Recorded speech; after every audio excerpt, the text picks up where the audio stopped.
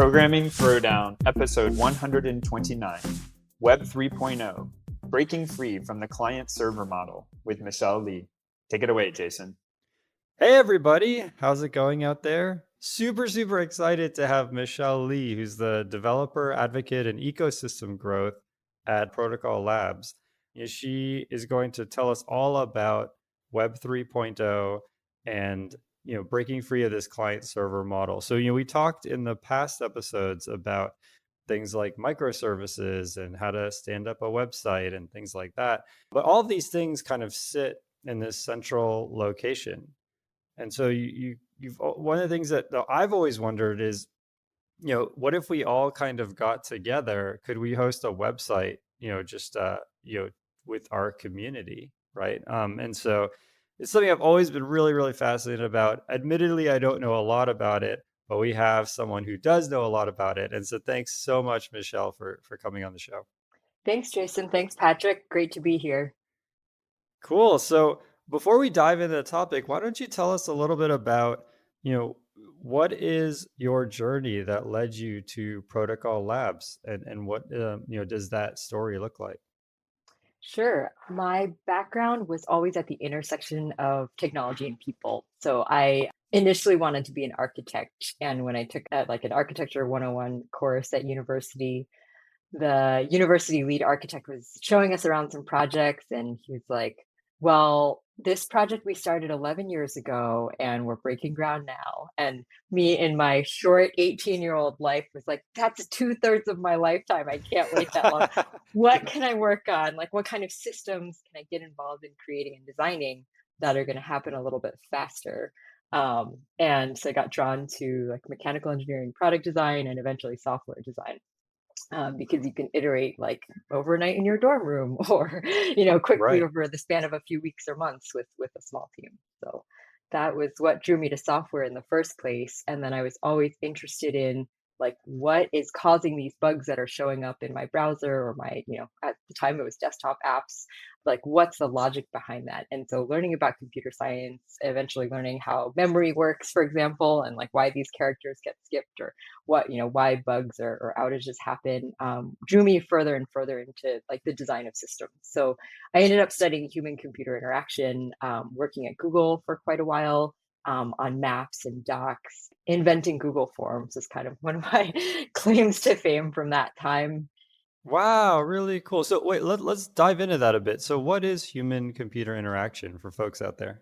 Oh gosh, it is kind of the amalgamation of cognitive science, so how people perceive like language and patterns, computer science, like how software is built and developed, cognition, like what happens in people's brains, interaction design, visual design, really fun interdisciplinary space. Wow, very cool. So would you say the sort of is what's the connection between that and like the user experience? Is that related? Is it about making better user experiences? Absolutely. Yeah. A lot of people who study human computer interaction go on to work in user experience, user research.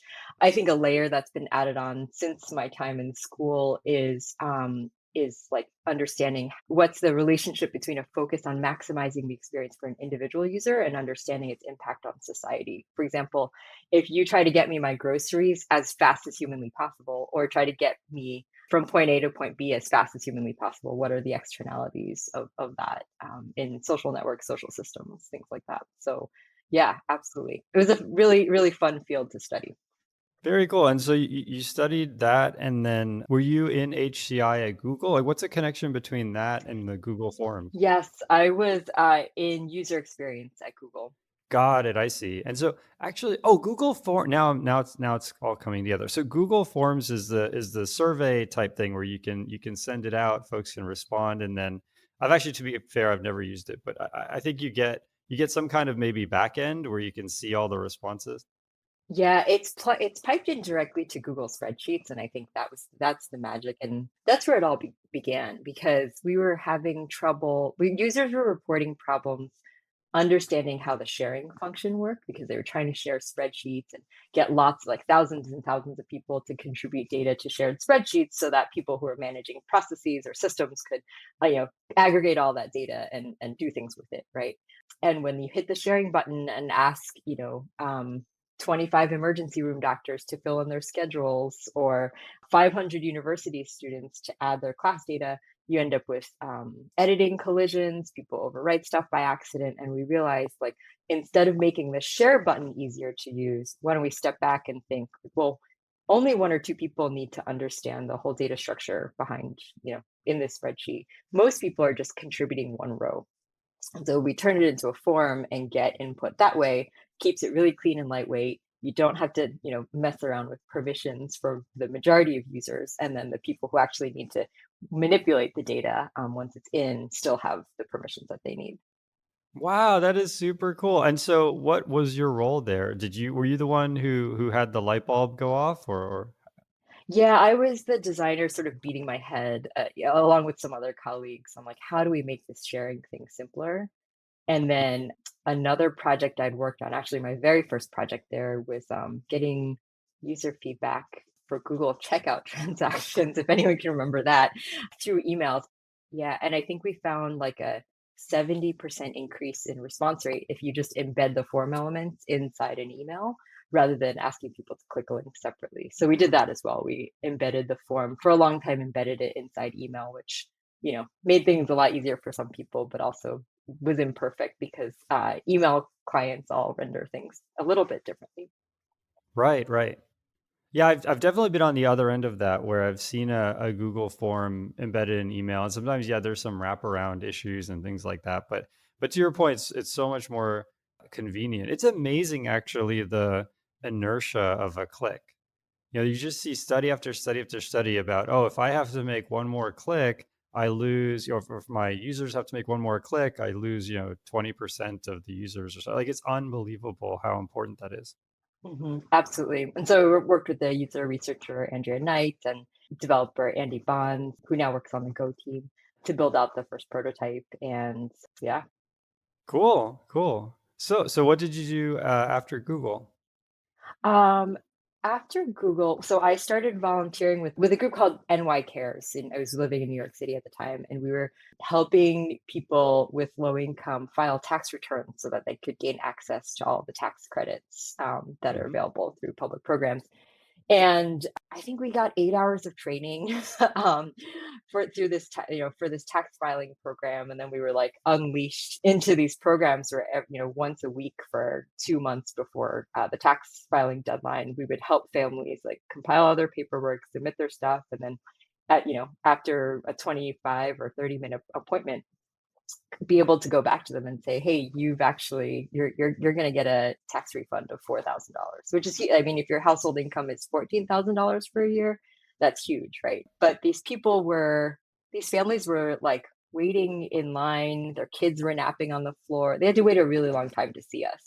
And at the same time, like we didn't have any tax expertise really. We had some light training and we had some software that we weren't afraid to use. And if you can make that software really accessible to lots of people, make it much more approachable, maybe make it mobile friendly, people could do this at home, right? So I felt it was like wonderful, but a little bit pointless for me to be there as the intermediary. And I got interested in how can I help? How can I work on software that makes government services a lot easier, makes people's lives a lot easier? And I went to South by Southwest in Austin and heard a Nice. talk from Jennifer Palka, who was just getting an organization called Code for America off the ground, and ended up being so drawn to that I left my job at Google and went to work at Code for America for a year as a fellow, working with local governments to try to make communication and processes more human, more easy to use with software. Wow, that is amazing. I actually have been in Austin for let me see, what, maybe 2 years, almost 2 years now. And there's never been a South by Southwest because I moved right as the pandemic started. And so I actually haven't been able to go to South by Southwest now that it's right in the backyard. But I'm really looking forward. Do you know if it's coming back this year? Yes, it is. I think it's a hybrid model, and Protocol Labs is actually going to have a big presence there, hosting some fun events. So yeah. Oh, very cool. All right. Do you remember? I actually forgot what time of year it is. It's been so long since they did one. It's in March, so it's coming up pretty soon. Oh man. Okay. Very cool. So yeah, when folks get this podcast in their hands, it'll be very close to South by Southwest. Cool. That is awesome. So okay, so what is Code for America? Oh, you said it was a way to help governments become like a little bit more user friendly. Yeah, Code for America was founded with the mission of bringing modern web technology to government. And it's been an amazing organization, had a big influence in shaping some of the programs happening at the federal level as well. The 18F Technology Transformation Service, all of those programs kind of are part of the same movement. And speaking of Web 3.0, this is Gov 2.0 was the name given Oh, nice. to a lot of these programs.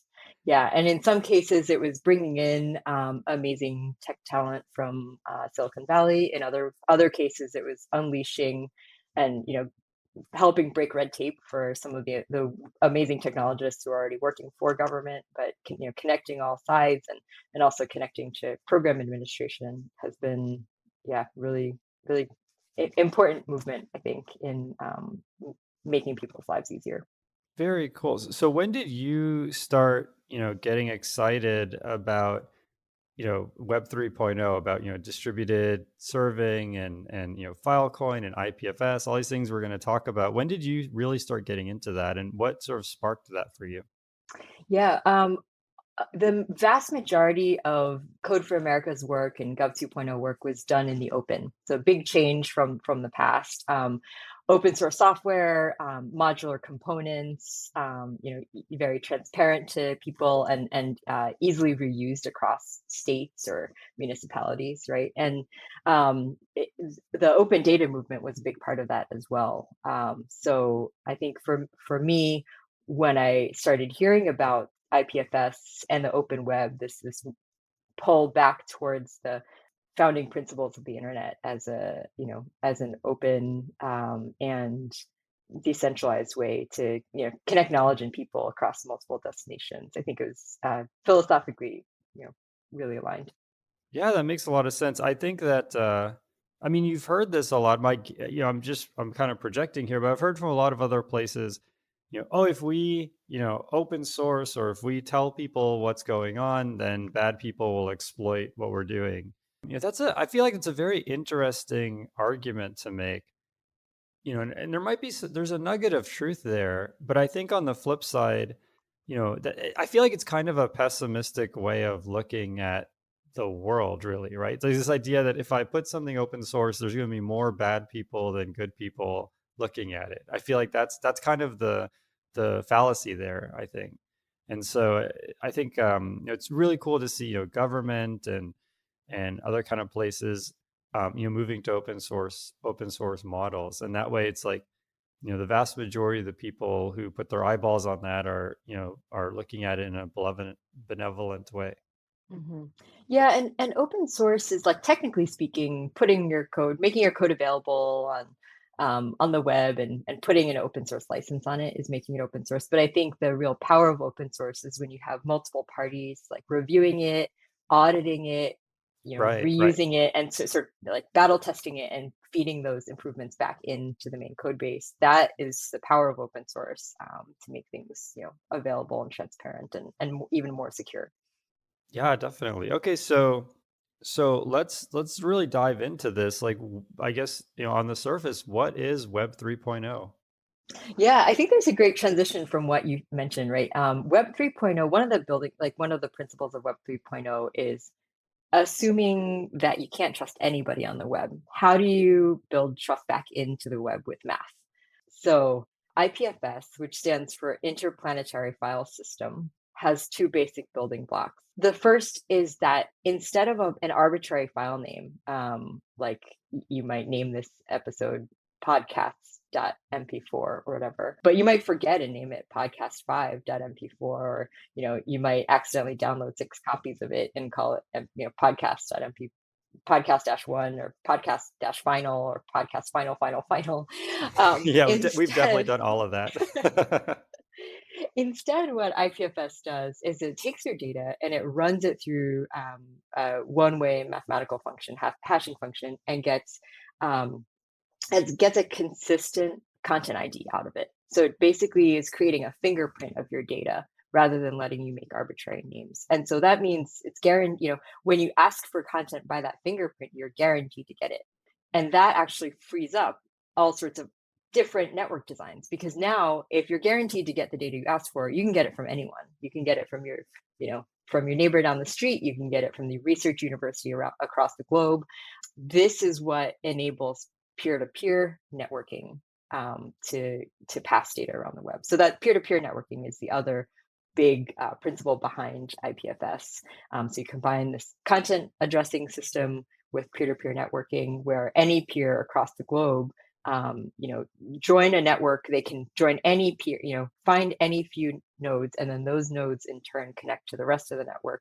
And so instead of getting data from, any single server, you can get it from any peer or through any connection, any pathway of peers, and that makes the network really resilient as well. Because if you remember, every once in a while there's a giant AWS outage, and then Slack doesn't work and GitHub doesn't work, and you can't pay your electric bill online. In a peer-to-peer world, if that happens, maybe you have a little slowdown, but the content can find its way to you through other paths. Yeah, let's dive into that. So I mean, you said a lot of really, really interesting stuff there. I love the idea of, using math to bring trust back into the web. I think that's really fascinating. This is something that is really foundational. A lot of folks say, even just if you're in a community, a social community, out in the real world, how do you, achieve consensus? And a lot of people understand, kind of voting on issues and all of that. So the idea of sort of democracy and voting and rationality really resonates with people. And then this kind of, but then you can say, well, on the surface level, if I do that on the internet, like if I make a poll on the internet, what's to stop someone from just writing a bash script that says, for eyes one to infinity, submit my vote. And then that person now has so much more power than someone else who's clicking by hand, right? And so, yeah, it's a really good point. There's from what I understand, and basically the math operations, require computers to do work to prove that they are invested in this vote, and so that time ends up being your sort of investment. Is that kind of a way of saying that? Yeah, and that's so crypto, which is like pretty common in parlance these days, comes from cryptography originally, right? And so the cryptography, the math that enables all this stuff, is continues to be critical to how these systems are designed. You talk about computers having to do work. There's two kinds of consensus systems, broadly speaking. So there's proof of work, which you have processors like racing and racing to do the most math, to win the next block. That's how Bitcoin is designed. But the current generation of blockchain networks are primarily proof of stake. So how much are you contributing to the network? And that's how Filecoin is designed. So nodes on the Filecoin network get votes based on how much useful storage they provide. And this is much more energy efficient, and just generally makes a lot more sense, because what we want to do is like create underlying value, right? We're not doing math or running CPUs for the sake of running CPUs. We're doing math, doing this cryptography, to enable fully decentralized and secure storage system in this case. Got it. I see. So if you're making, let's say, a YouTube clone or something, then people would get more votes if they created videos that a lot of people wanted. There's a lot of parallels, right? Yeah. Got it. Okay, that makes sense. Cool. And so IPFS is where you compute some like hash sum or some SHA sum or something of a piece of content. And then there's this distributed key value store that's distributed across the whole universe, where the key is the SHA and the value is the content. And so you can go and that blows my mind actually, because you have this problem of, there might be a million people who have that piece of content all over the world, and you have to kind of know who those people are and even know, which ones are close to you.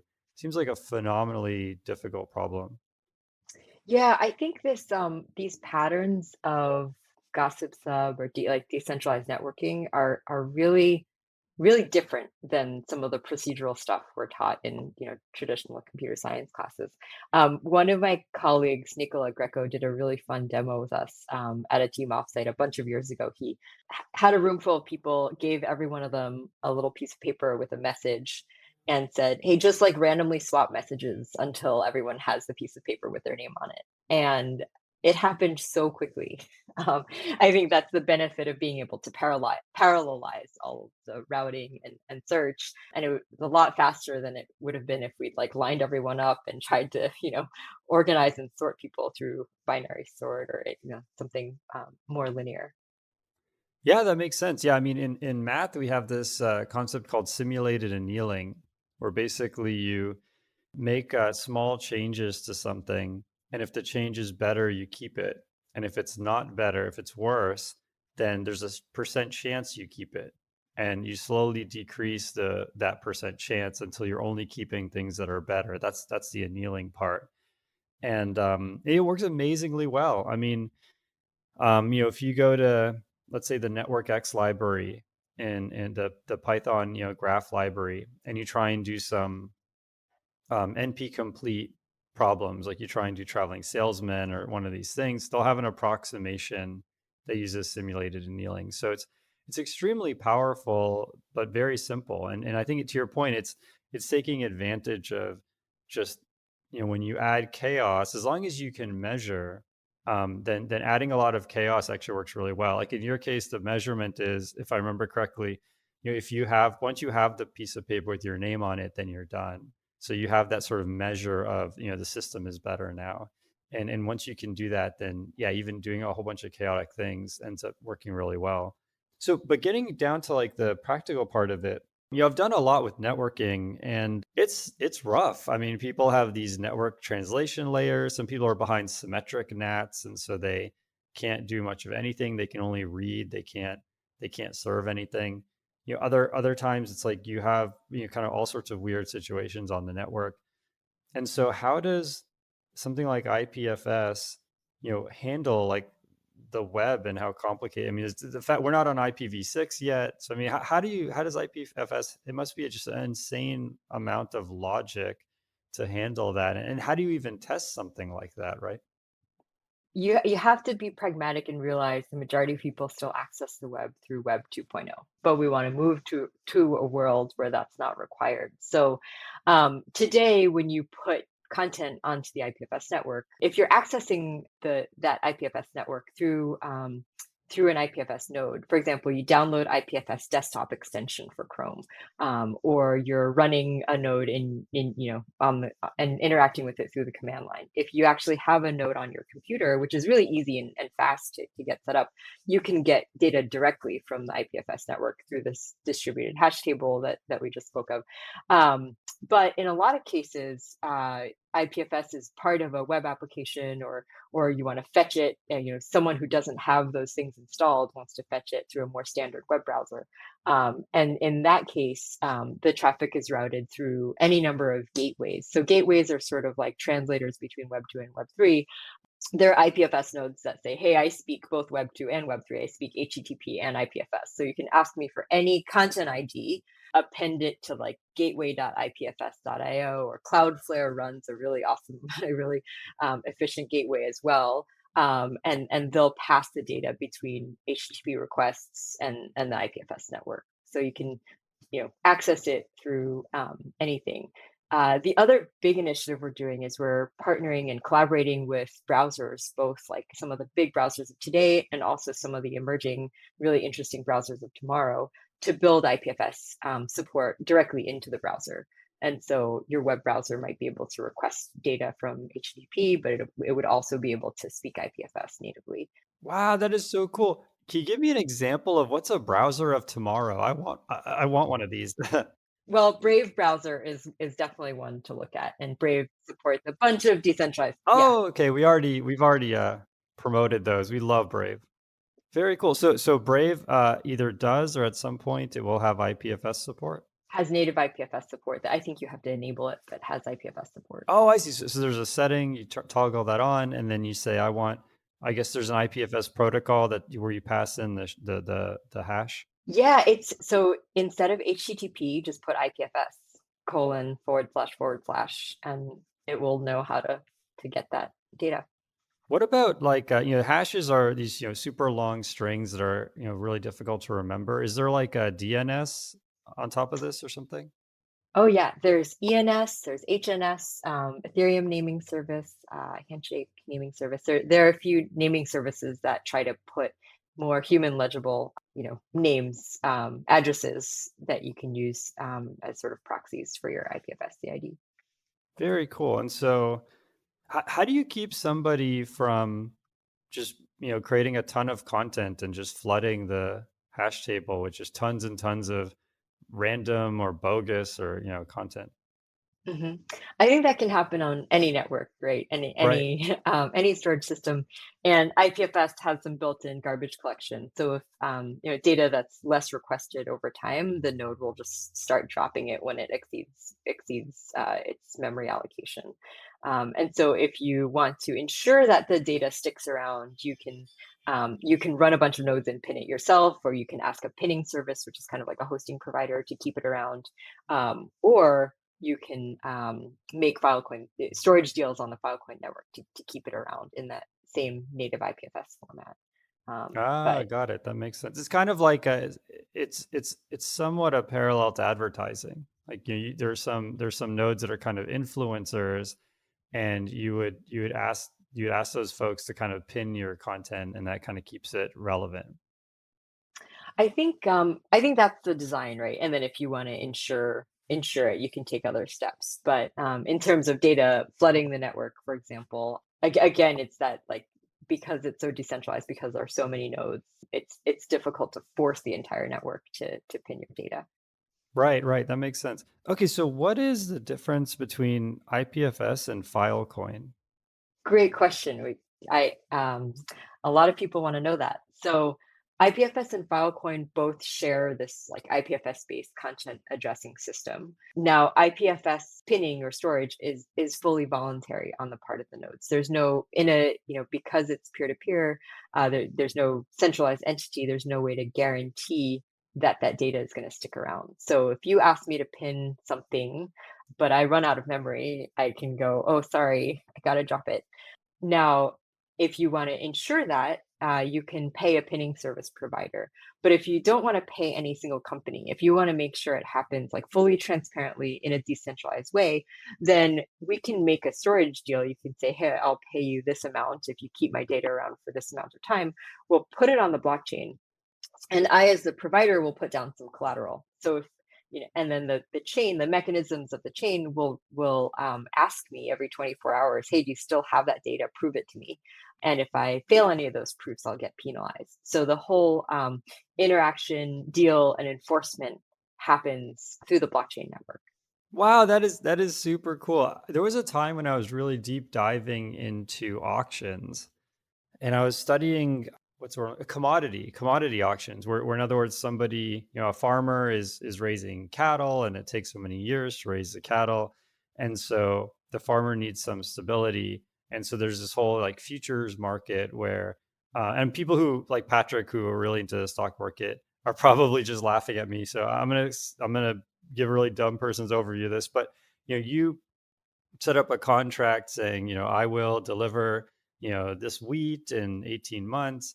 And then, if there's a big storm or something, then you have to try to get the wheat from somewhere else to try to fulfill that contract, or you pay, kind of a big penalty. And so these sort of futures and derivatives are really how things, become more stable. And so it sounds kind of like that for this. So you want a group of people. Let's say you to make it concrete, you have a backup. We have a backup of the programming throwdown, source files like the raw audio files. We want to save those in case our house is burned down or something. So we put it on on Filecoin, and a few folks agree to host this like encrypted zip file or something that for us. And so then they put some collateral, and every now and then Filecoin will say, hey, give us a hash of this part of that file. And if they lost the file, they can't do that. And so the idea is, because they've put that collateral on the line, and you've replicated this to enough folks, you could be pretty guaranteed someone's going to hold on to it. Exactly. Yeah. And this is now we're over 14 exabytes of storage. So there's a bunch of storage. This is still a tiny fraction of the world's storage, but it's the by far the largest decentralized storage network in the world.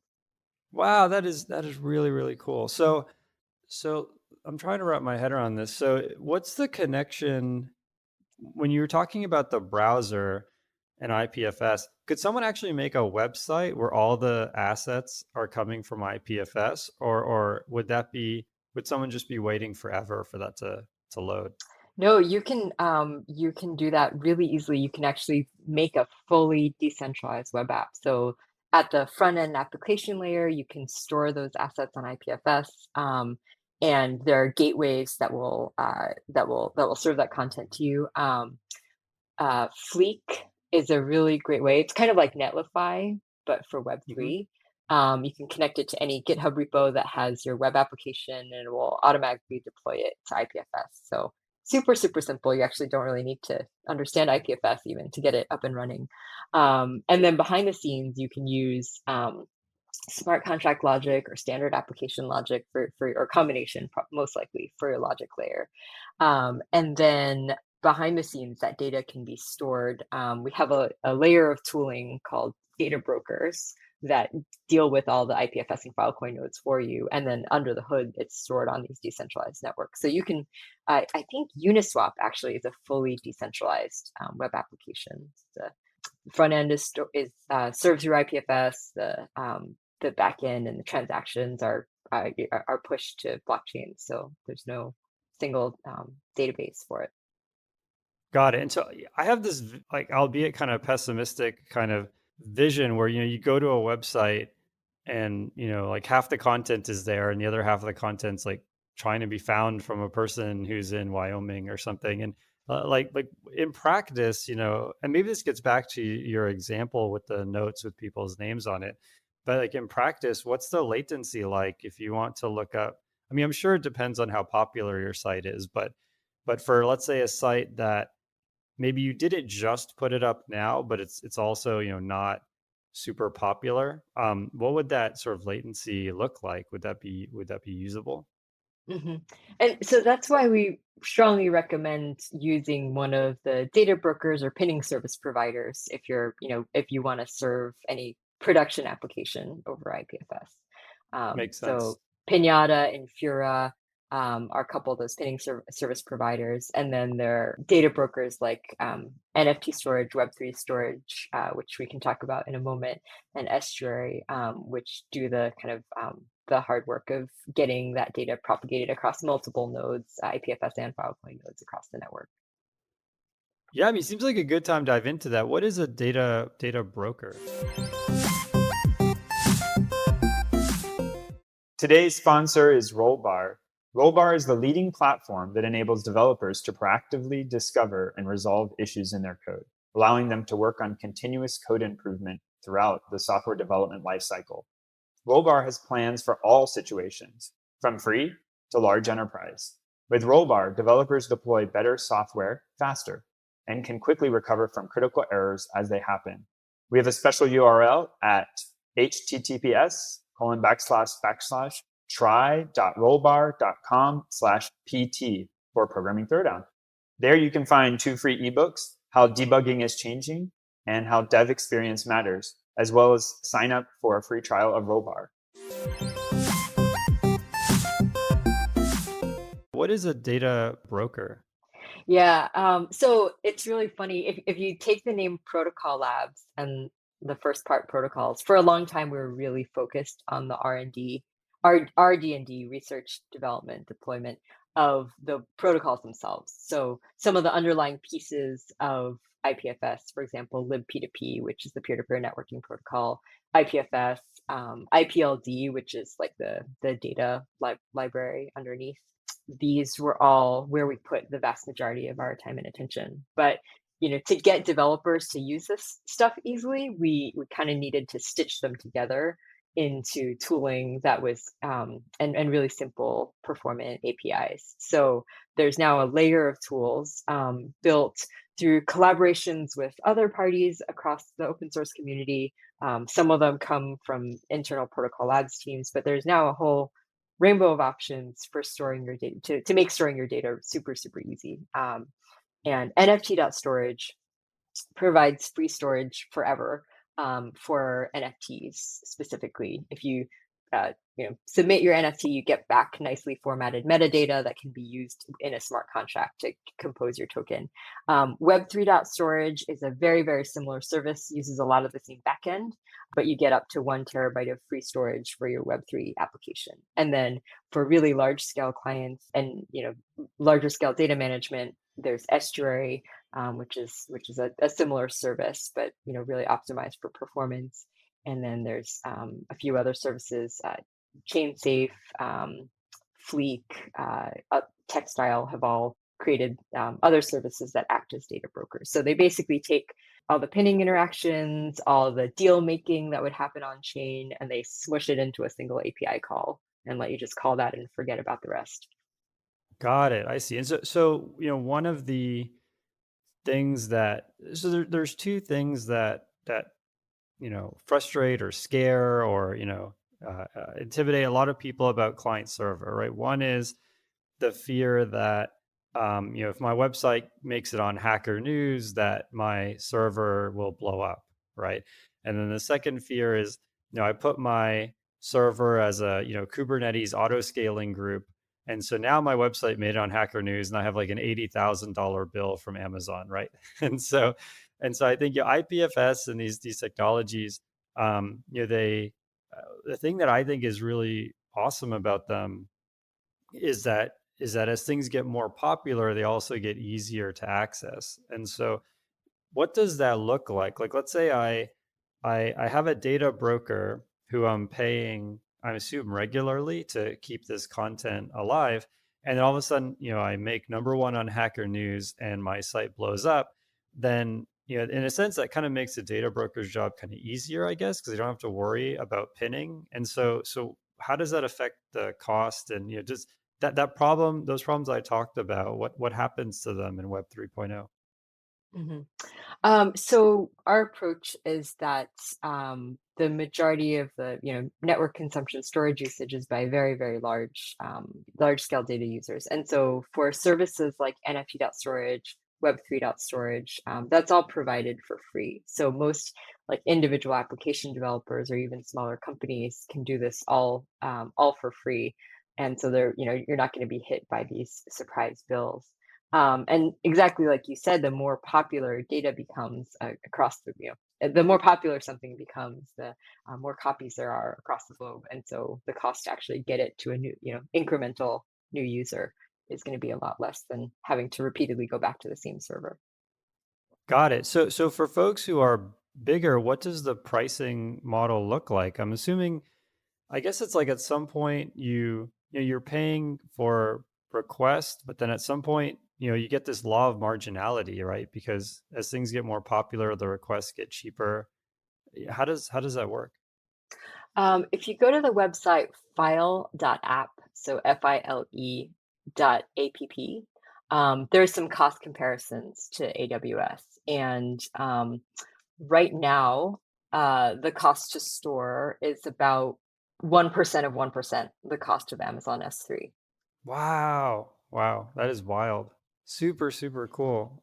I remember this is like 7 or 8 years ago. I was looking into this kind of stuff, and there was something called PeerNet, and it was this Java application you would run, and it was really clunky. Like I mean, I was able to get it to work, but I mean, trying to get my parents or something on PeerNet would have been really, really hard. And it's amazing to see to see, kind of how far things have come and how easy they are. And this is really, really exciting. So any folks out there, actually, we had Guillermo Rausch on the show to talk about Next.js, which is by Vercel, which is a similar setup as Netlify, where you can do like a next push on the command line, and your app gets kind of pushed to the web. And so there's if you folks have listened to that and have tried building a sample app, or if you've used Netlify directly and built an app there, you know how easy that is to get your app out there. And so it sounds like they've made it that easy for Web 3.0. You can push an app pretty easily and you can access it. Do you know if like when Brave will kind of open that up to everybody, or how long it's going to be kind of buried in the settings? Yeah, so as you mentioned, it's now super easy for developers to get their apps published on IPFS. And then you mentioned the situation of like, hey, getting your parents to use decentralized storage. Space.storage. So the Fleek team has a product called space.storage, and it behaves a lot like Dropbox. So you don't have to be a developer to use it. Oh, super cool. Yeah, and that behind the scenes stores on IPFS and Filecoin. So if you're just a personal user, I don't recommend trying to do things on the command line unless you really enjoy that. If you just want something easy and drag and drop, familiar to most computer users, space.storage is the app to try. Very cool. Okay, so let's talk about some of the, a little bit less exciting, but still super important kind of questions.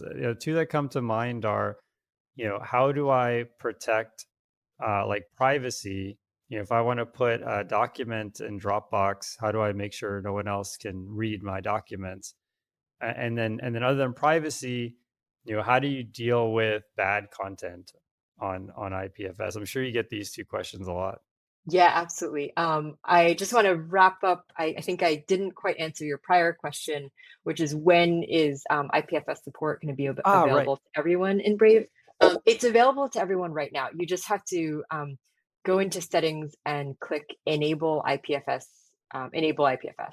So Okay, cool. yeah, that basically just starts an IPFS node on your computer while you're using Brave and uses that to talk to the IPFS network natively. Cool. Does that make you part of that distributed hash table? Like, there's got to be a way where you can Mhm. maybe say, don't use all of my bandwidth, or you can mute it for a little bit if you have a video call or something. Yeah, definitely. There is, I think the IPFS component is configured to run garbage collection once the cache reaches 1 GB. So it's not going to Got consume it. your whole, using it through Brave is not going to consume all of your resources. If you want to run it, if you want to run a network or a node, sorry, that is incredibly generous, you can configure that node to do so. But by default, it doesn't eat all of your resources. That makes sense. Mhm.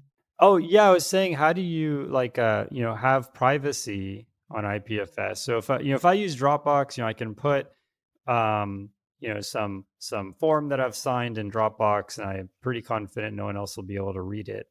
How Mhm. can I get that same kind of situation with IPFS? Yeah, so we try to use the same exact parallels. So the space application is encrypted by default. The chain safe application is encrypted by default. So sort of web-based like end user applications often have encryption built in, so they'll encrypt the data before it puts it on the network. And then in an application design setting, you'd want to do the same thing. It's just like using AWS, for example. If you want to keep that data private, you would encrypt it using state of the art encryption algorithms and then put it on the network. That makes sense. And then you kind of either you have to kind of write that password down, or you could then use maybe a centralized service like OnePass or something like that to hold the passwords for you. But well, then, yeah, I guess you always need some kind of master password that you have kind of mentally. Mhm. You can also, with a lot of these end user apps, you can also use a decentralized ID to log in. So I believe with some of these, you can log in with a MetaMask ID, which is just kind of an Ethereum wallet address, and that serves as your identification. So Wow, man, I'm learning so much today, Michelle. This is awesome. So So how do you get a decentralized ID? Oh, it's an Ethereum address. So basically, you make an Ethereum account, and then that acts as your ID. Yeah, exactly. And so then how do you make an Ethereum account? There's lots of ways, but if you want like a pretty user-friendly one, downloading something called a wallet application. So MetaMask, Rainbow, a bunch of these are wallets. They both store, kind of like your like nice leather wallet in everyday life. It both acts as your identification, but it can also hold funds. Cool, cool. Yeah, and so I guess the final question that was on my mind was just how do you keep bad content off IPFS? hmm Yeah, really important because, a lot of people have asked this question, and we can think about content moderation in a couple of layers. So at the protocol level, it's kind of like saying, hey, the inventor of JPEGs like never wants bad child pornography to ever be stored in a JPEG ever again. It's Hmm. kind of impossible to do that. So in at the format level, we don't want to, control content. But at the Right. services level, that's where, if we're actively involved in providing a service, we can and should have an opinion on what data we're going to be passing around. So through like Cloudflare runs an IPFS gateway, for example, and they'll serve takedown notices or add content to deny lists if it's reported to be illegal. Similarly, Protocol Labs is IPFS gateway that we host, which is kind of that service between Web 2 and Web 3. You can report abuse and have bad content taken down.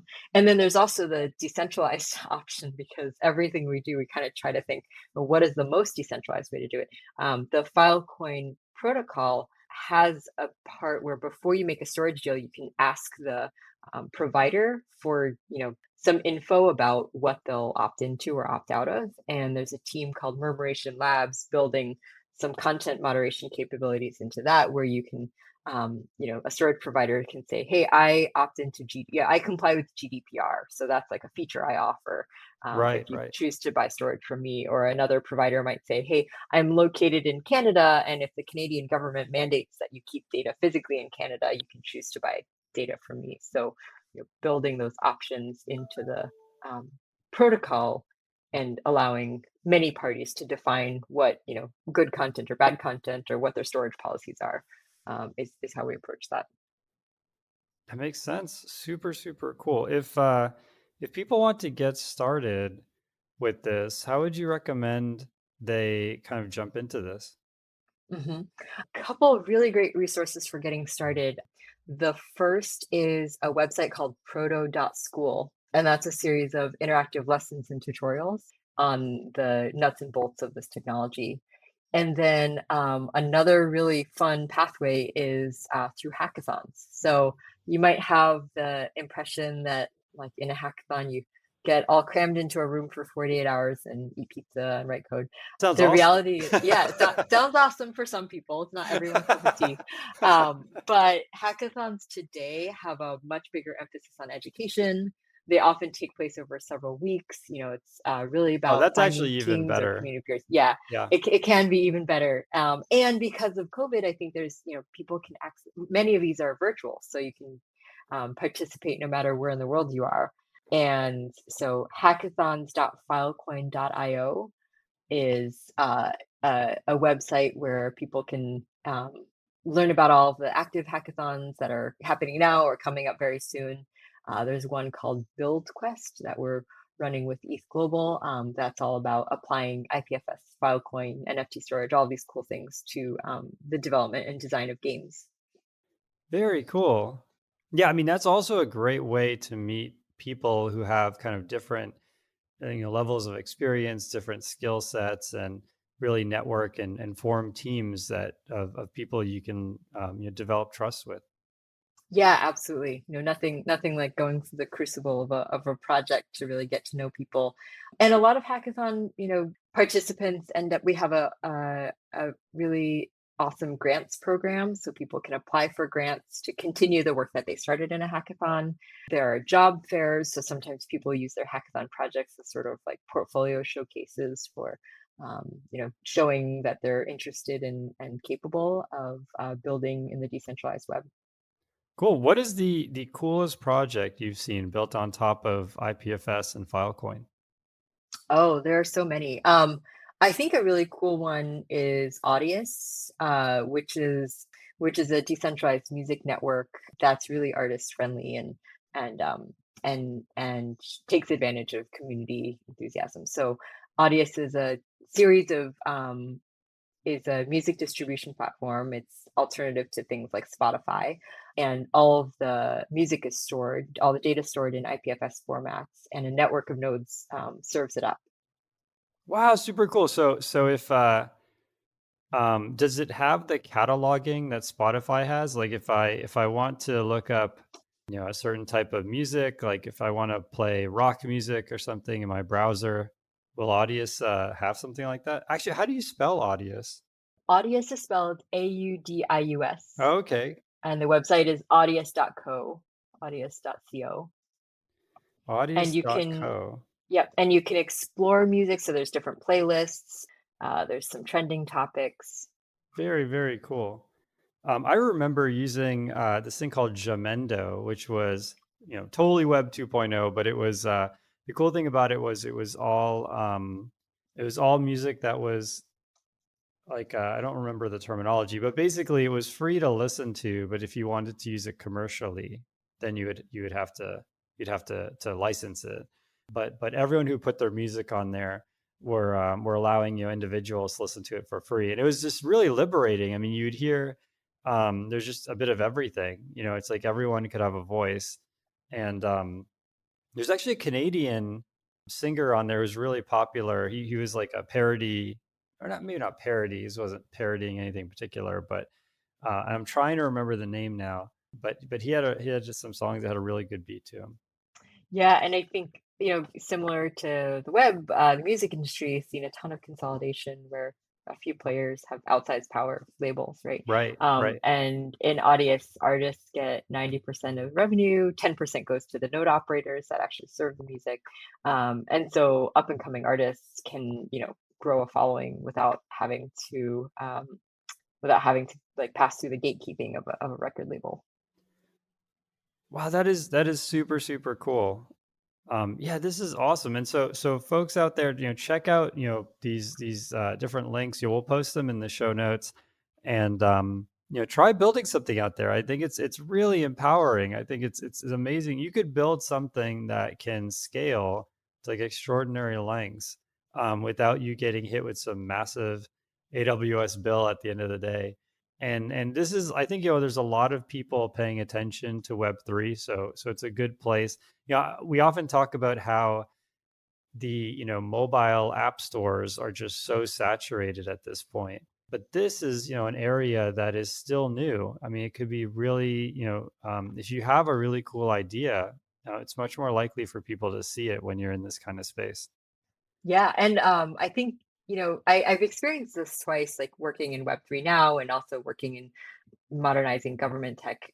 In a new space, there's room for I think it's a great time for people to join because there's lots of problems to solve, lots of enthusiasm. If you're like a warm, smart body, you can definitely find a place to contribute your skills. Very cool. Is there like a Google for IPFS? Like how do people search for content? I mean, obviously if you have the hashtag or the domain name, then you're set. But how do people get discovered when they're producing stuff that's decentralized? hmm That's a great question. I don't think there's a single answer for that yet. But IPFS is often used in there's a couple projects like aiming to catalog all the data that's on IPFS. And then there's also, of course, like all the applications that are aiming to help people discover video or music or specific kinds of content that's stored on IPFS. Very cool. Very, very cool. So let's shift gears a little bit, and why don't you tell us about Protocol Labs, the company? So we know Protocol Labs. Actually, wait. Let me back up a little bit. So, what's the relationship between Protocol Labs and IPFS? Did Protocol Labs invent IPFS, or are they sort of caretakers? How does that work? Yeah, both. So Protocol Labs is dedicated to the research, development, and deployment of new web technologies. And IPFS was one of the first projects out of there. libp2p is another one, Filecoin. But we actually work now with a number of communities and teams all across the web that are not necessarily part of Protocol Labs itself. And that's what makes IPFS and Filecoin and all these technologies even better. Ah, got it. That makes sense. And so for folks who are super interested in this, and want to join Protocol Labs, do you have like internships or full-time positions? And what are the logistics there? Are you hiring for a particular city? Is it a distributed company or lab? How does that work?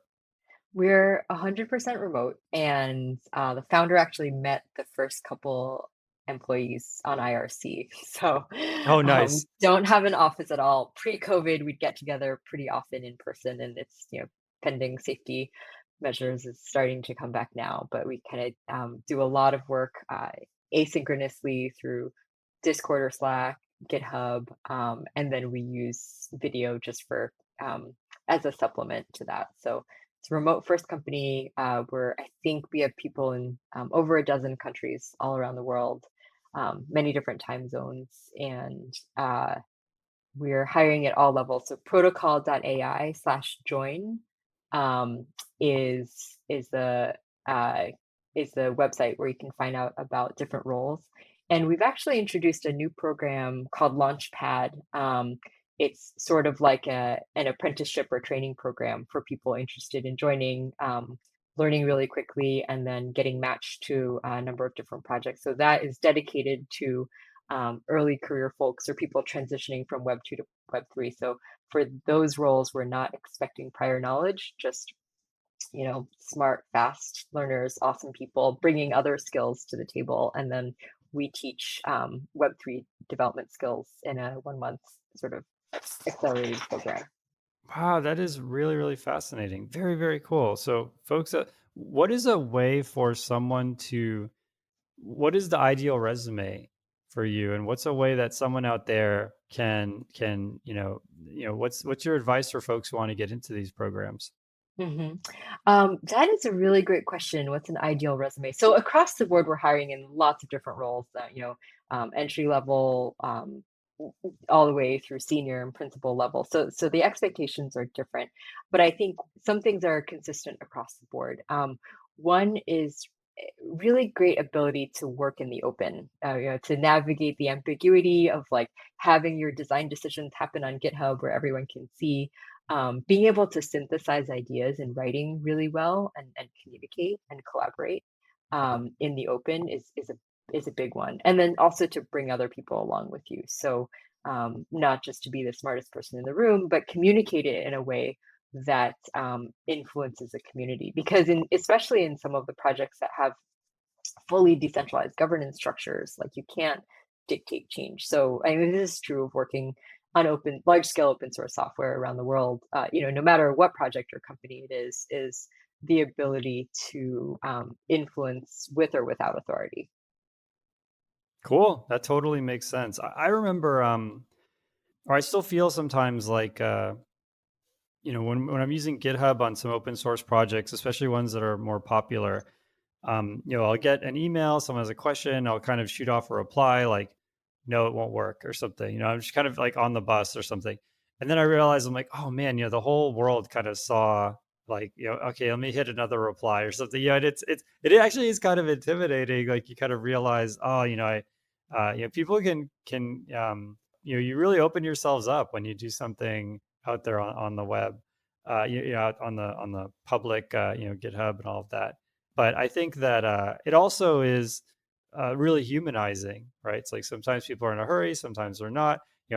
Sometimes I can write really long replies trying to give people insight, and so I think getting kind of in touch with your sort of humanity, or like realizing that they're all real people under the hood is really cool. I remember before I went to the Valley, some of these people were just like, I didn't know if they were real people or not. Like you hear like stories of like, oh, Jeff Dean, like he writes everything in machine code, and he has like all these like, kind of these people are sort of luminaries, and then you find out at the end of the day they're normal people, and you can email them and most of them are super polite, and super, outgoing, willing to help, which is really cool. Hmm. Yeah, I think there's kind of this like uncanny valley, right? I think like new people and then the super experienced, like the best people are the most welcoming. And sometimes there's like a little bit of gatekeeping in the middle, but we don't need that, right? Yeah. And so I think that's, that's something that we look for in folks. Another is, especially if people are coming new to the Web3 space, is just try it out, come to the interview or come to the conversation having tried to run a node or, build something with some of the tools we have available or follow some tutorials so that you get, not just a surface level curiosity and interest, but really understand like what is it about IPFS or Filecoin that or Web3 in general that that that is motivating to you.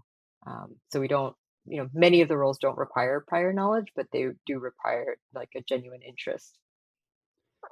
Cool, that makes sense. So yeah, as we talked about earlier, if you out there, want to get a website or a web service or, some type of thing out there, it could be a, set of files that you want to keep, a backup of. You can do all of that right now for free or mostly for free using these technologies. And so I would say for folks who want to, be a part of Protocol Labs or this effort more broadly, just build stuff and just you can be a part of it. It's very accessible. Mhm. We have tons of tutorials on docs.ipfs.io or nftschool.dev.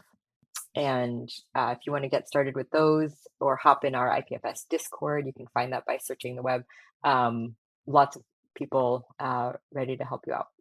Very cool. So we started this with you saying you wanted to be an architect, and so we've kind of come full circle. I feel like you're part of architecting the next version of the web. And how does that make you feel?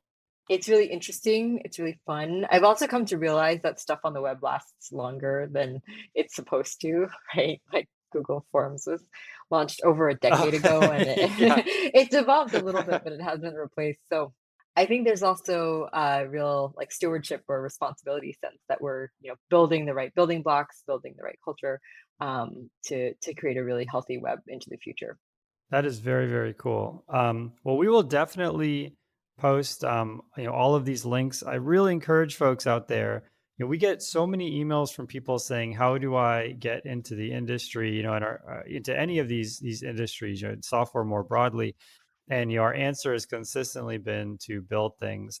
But I think as a lot of folks have pointed out, things like the App Store, or Web 2.0 are just very saturated, and so you can build stuff and show it to your friends. It's very hard to make it to the top of the app store, with your app nowadays. And so this, is sort of the next frontier. I think that this is a place that has a lot of people, putting their eyeballs on it, and there aren't that many big players yet. I mean, it's not as saturated as the app store where you can't really get noticed. So build stuff for Web 3.0, and as always, if you build anything or when you build things, at us on Twitter. We love to see all the stuff that folks have been building and learning. Definitely keep doing that. If people want to reach, Protocol AI, or reach you, Michelle, or ask questions, where would be a good place for them to do that? Two places. One is the IPFS Discord. I'm Mosh1812 on there. And the other is I'm Mishmash on Twitter. Oh, very cool. Is that Mosh after the terminal emulator, or? It does not come from the terminal emulator, although that's a fun coincidence. I think it just evolved out of my name, Michelle. Oh, very cool. Well, thank you so much, Michelle, for coming on the show. I personally learned a ton. Patrick, I'm sure, learned a ton. Both of us are super interested in this. I see it pop up on the news and on Hacker News and on LinkedIn all the time, and I'm really fascinated. And I think you really, shed a light on all of this different technology, and we're able to really dive in on how it works under the hood. We talked to everything from hashing to pinning content. Really, really fascinating stuff. We have a bunch of links in the show notes. So, folks out there, just go to www.programmingthrowdown.com, or maybe go to our IPFS site. I'll have to see if I can build something there. But for now, we'll have to go to our Web 2.0 site and check out our show notes. Michelle, thank you so much for coming on the show. I really, really appreciate it. Thanks for having me, Jason and Patrick. Great to be here, and hope to see everyone on the decentralized web. Cool. All right, everyone. Thanks again for supporting us on Patreon and through Audible. I hope everyone has an amazing couple of weeks, and we'll see you all on the next episode. Bye-bye.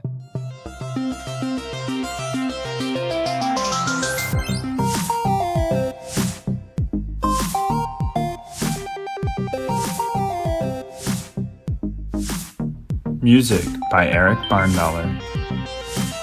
Programming Throwdown is distributed under a Creative Commons Attribution Share-alike 2.0 license. You're free to share, copy, distribute, transmit the work, to remix and adapt the work, but you must provide attribution to Patrick